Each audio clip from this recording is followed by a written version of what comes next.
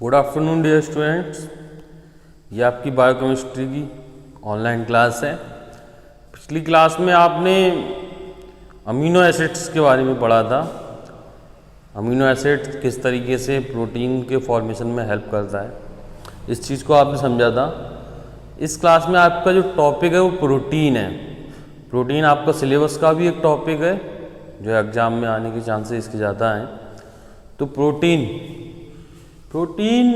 क्या होता है? Protein are a primary constituent of living things and one of the chief class of molecular study in the biochemistry.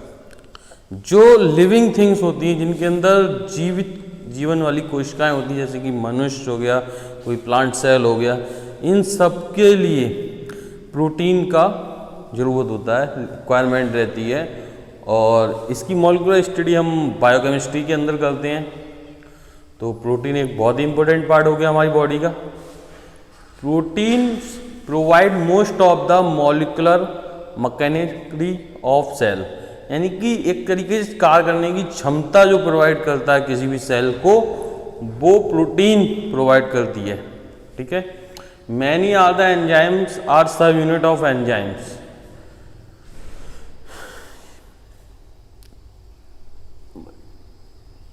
Many are the same. Each protein is linear polymers built of amino acid। जो आपकी protein, जो आपको पिछली class में amino acid के बताया था, वो ये चीज़ बोलना कि ईच प्रोटीन जो होती है लीनियर पॉलीमर्स में कई अमीनो एसिड्स को मिलाकर बिल्ड होती है, बनती है। ठीक है। आपका ये जो हेडिंग है types of the protein structure, इसमें प्रोटीन के जो स्ट्रक्चर होते हैं वो 4 स्ट्रक्चर में प्रोटीन स्ट्रक्चर के टाइप्स को समझा जा सकता है। नंबर प्राइमरी स्ट्रक्चर, दूसरा सेकेंडरी स्ट्रक्चर, तीसरा टर्शियरी स्ट्रक्चर, दूसरा क्वाटर्नरी स्ट्रक्चर। तो नंबर 1 इन सब में थोड़ा थोड़ा डिफरेंस रहता है। प्राइमरी स्ट्रक्चर में आपका जो प्रोटीन है वो एक प्रोटीन के साथ अमीनो एसिड्स मिलकर इसका प्राइमरी स्ट्रक्चर बनाते हैं, जो प्रोटीन होती है उसका। सेकेंडरी स्ट्रक्चर में आपका जो प्रोटीन होने पॉलीमर्स होते हैं, उनके साथ में मिलकर ये सेकेंडरी स्ट्रक्चर को डेवलप करते हैं। और टर्शियरी स्ट्रक्चर में जो पॉलीमर्स होते हैं, पॉलीपेप्टाइड्स होते हैं इसके अंदर, वो आपके जो स्ट्रक्चर होता है प्रोटीन का, उसके अंदर एक प्रोटीन उनको फॉर्मेट करती है, उनको चेन बनाती है, उनकी एक चेन बनाकर उनको डेवलप करती है, जिसके साथ रोटेट करती है एक तरीके से इसको।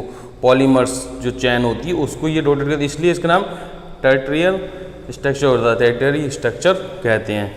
और आपका जो लास्ट आता है वो होता है क्वाटर्नरी स्ट्रक्चर।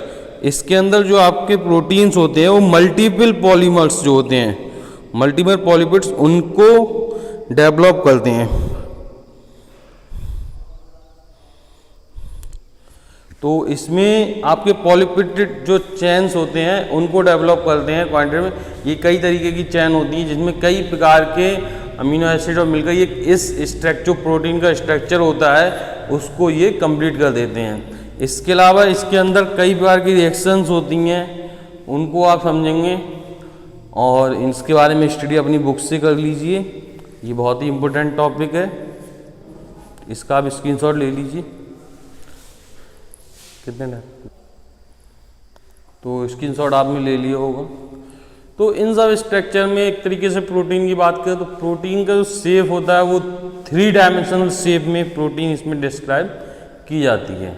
और जो इसका स्ट्रक्चर बनाने में इस 4 टाइप्स में इसका स्ट्रक्चर कंप्लीट होता है। ठीक है, प्रोटीन का।